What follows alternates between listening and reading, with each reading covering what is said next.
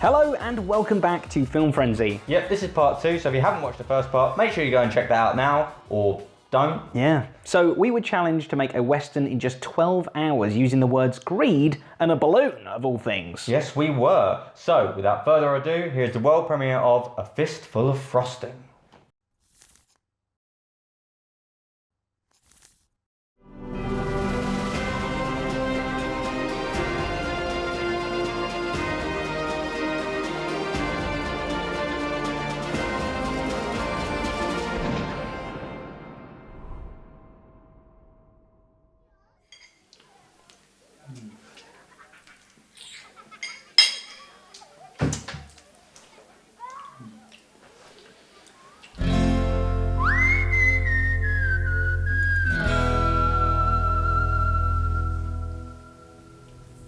You know, this slice ain't big enough for the both of us. You don't say. Looks like you've had one slice too many, amigo. Well, I'm about to have one slice more. I've had my eye on that slice since the moment I entered this party. Well then. Looks like we've got a duel on our hands.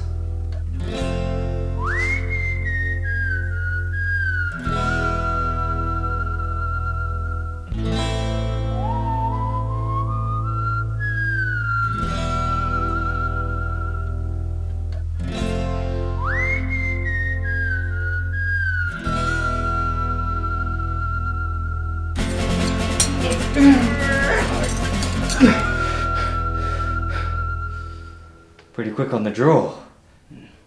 Fastest fork slinger in the south, east of England.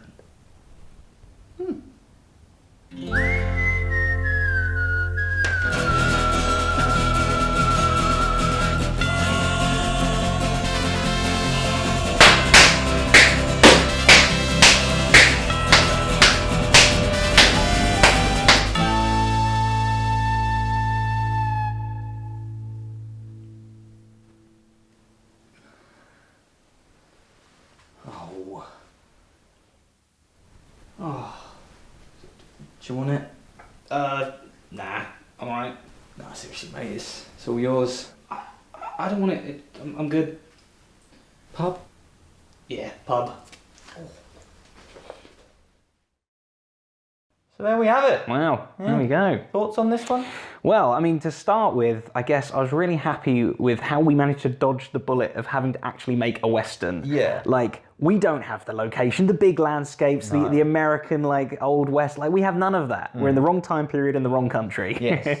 But we dodged it beautifully by just making it a kid's birthday party. I thought the two bits that worked best was the intro sequence. I thought that was really funny, actually, Yeah. the way we sort of worked with that. Like, it was really lucky to find that cowboy set. And then the second part I liked was the shootout. I thought that actually ended up working quite well. Mm-hmm. The bits that didn't work as well for me, like I said, the pace in the edit was quite weird because of the music, but, you know, I'll talk about that more in a bit. And also the dialogue, I think, was one of the biggest problems. I think one of the big things that doesn't help is our accents. We decided early on to not do American accents, but then trying to deliver those kind of lines in a British accent doesn't really work. I don't think I've ever said amigo before. No. I never said weird. It looked weird coming out your face. It's like, amigo. Yeah.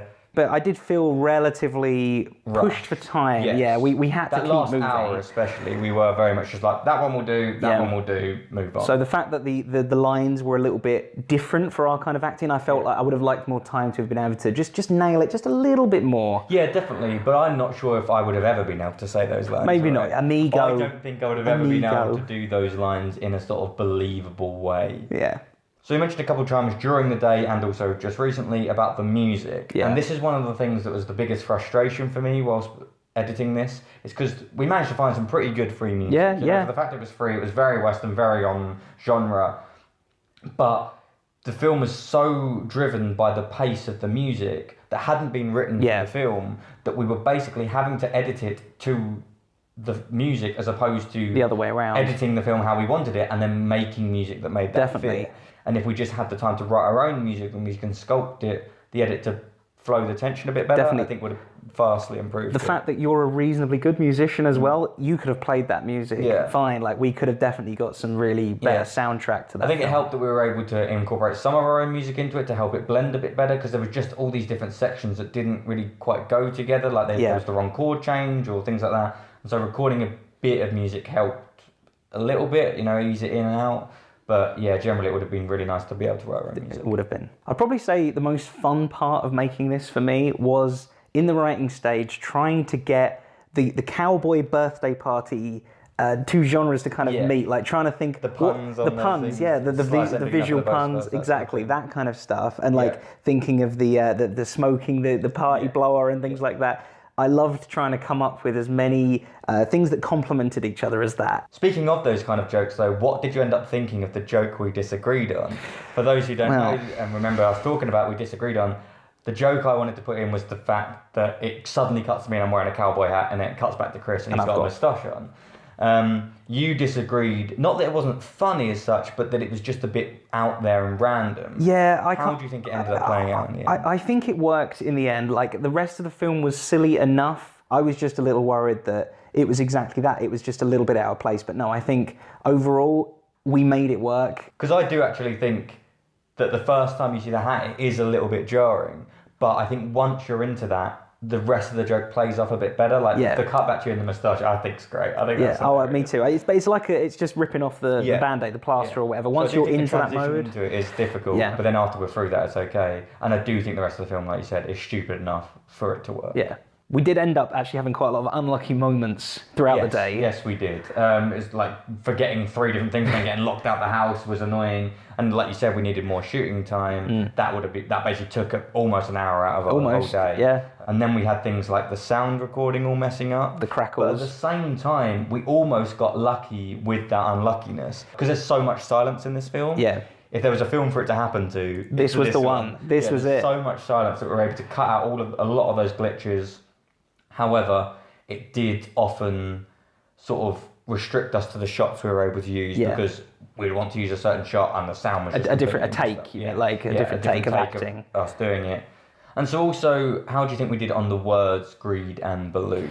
I think we did balloon probably the least out of all of the words. Obviously, Western we nailed. I think it's really heavily Western, and the costumes and location, everything has cowboy stuff in it. So I think we did that. Greed drives the narrative of the film, I guess. So that's kind of the confrontation. That's what makes the rest of the film happen. So I'm pretty happy with that. Balloon, they were just kind of in the background. Yeah. I almost feel that, like, this time, unlike the previous times, they weren't really the focus, but they almost inspired everything we did. Yeah. As you said, the word greed isn't the main theme of the film, but it inspires the reason we get into a shootout. Yeah. And balloons aren't the main prop. Party poppers really are the main kind prop. Of, but it's why we said it at a birthday party. It's why we're at a birthday party. So You're it right. kind of inspired everything. So they are very fundamental parts, but they're almost secondary at the same time. Kind of, yeah. So it's a bit of an interesting difference, this one. So yeah, some really, really interesting points there. We certainly had a lot of fun making this film, so we hope you enjoyed watching it. Yeah, but that is all for this Film Frenzy, so thank you very much for liking, commenting, subscribing, all of those good things. Also, a huge thank you to our patrons as well, who make all of this possible. And so we shall see you in the next episode. Goodbye. See ya.